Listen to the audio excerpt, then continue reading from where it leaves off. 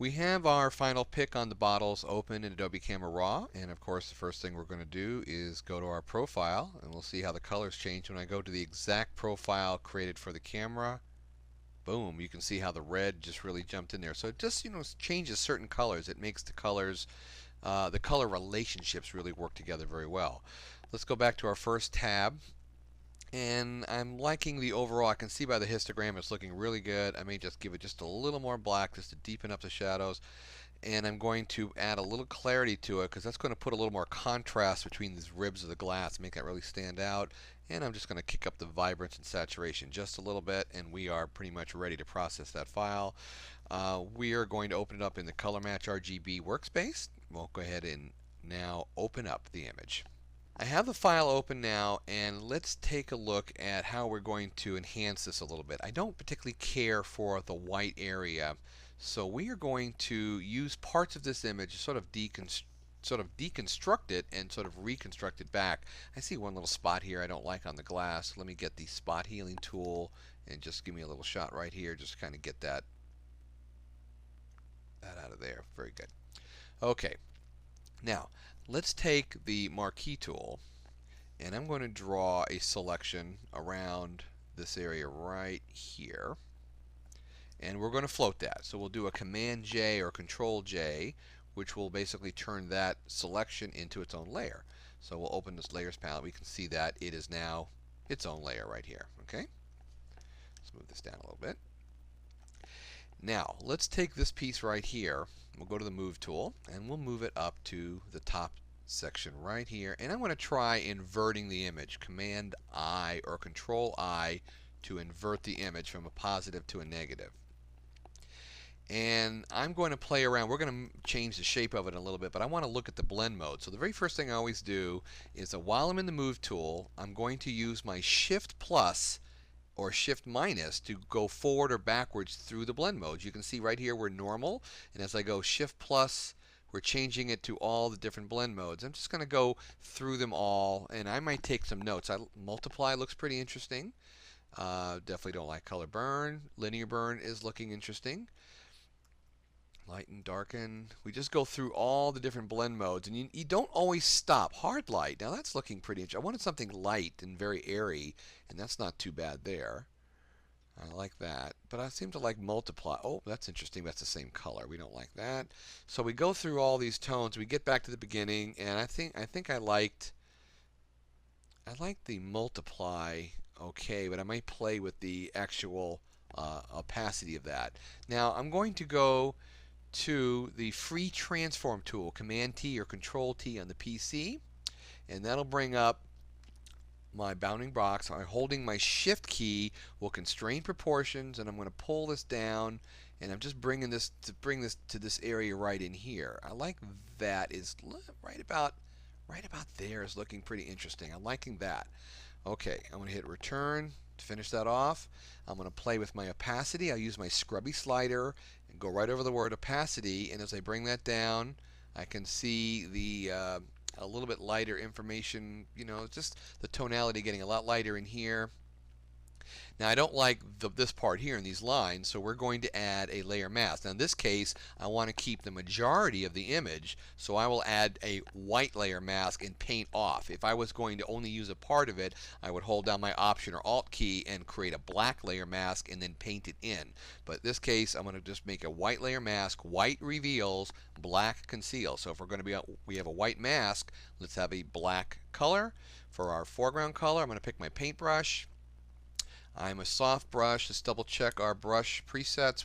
This is something I don't like. I'm going to go ahead and take off my brush dynamics. I don't want it to start out as a point and get, as I press down with pressure, it gets wider. I want it to be the same pressure, the same size of the brush all the way through. And I'll use my pressure more for the flow. So I'm going to bring my flow down very low, 100% opacity, very low flow. And I'm going to paint with black, normal, and I'm just going to start bringing in. I want to take off this line and this information right in here. We don't need any of that, and we don't need any of this, and I like that. That's coming along.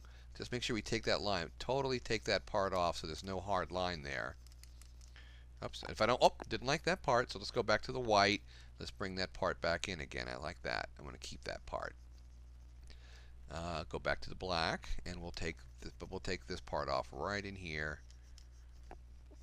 And I don't like it in here so much. I want that yellow to come back through, so I'm removing it somewhat in here so that yellow stays solid. That makes it look a little bit more interesting. And I'm liking that a lot, but it needs something a little bit down here. So I got an idea.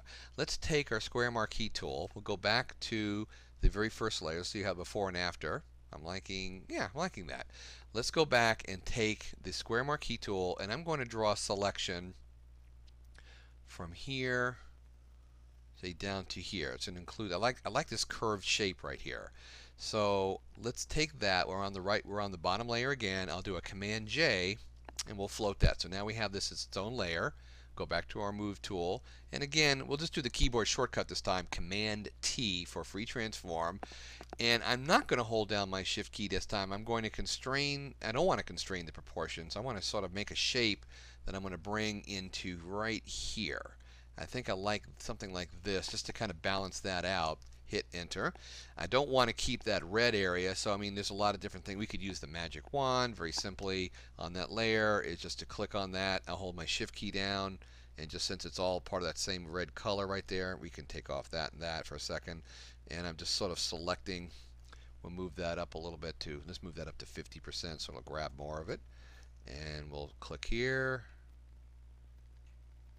Yeah, and we're just sort of shift clicking around in here to grab all of that area. One more spot to actually move in a little closer, see what we're doing here. Not quite getting it all, but I'm holding my shift key down and I'm adding to that selection. I just want to get most of that red color. It's not going to pick up the blue since it's such a big difference between the two. And I'm just clicking around in here. And I'm not really worried about the edge or anything because I'm going to use it very, very subtly back there. So we'll just do a Command X on that layer. Make sure we're on the right layer here. And Command X will cut that part away. If I need to, I can use my I can use an eraser tool to get rid of some of that. I'll just grab a lasso tool and just grab a little bit of this area here. And that looks fine. Okay. Now let's put our other layer back on. Now, I was thinking, let's play with the blend modes again. So I'm going to go, while I'm in the Move tool, Shift plus, see if there's anything interesting that happens in here. Sometimes something just oh, see, there we go, Overlay, Soft Light. But don't stop. See, I like Overlay. I like the transition of light right here. I like the Overlay, but don't always stop when you see the key thing is, don't stop when you think you see it. You need to go through all of them because the best one might still be hiding, might still be ahead of you there. You never knew if you didn't get to it. In this case, I go through all of them. I like the Overlay. So after going through all of them, we'll go back to Overlay right there, and I'm going to play with my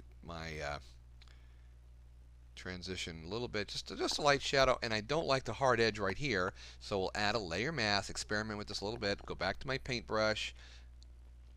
We know it black, so we just softly sort of take out the rough edges a little bit, rid of it down in here, and just sort of remove some of the harder edges here. Just has this sort of out of focus reflection going on in the background right there.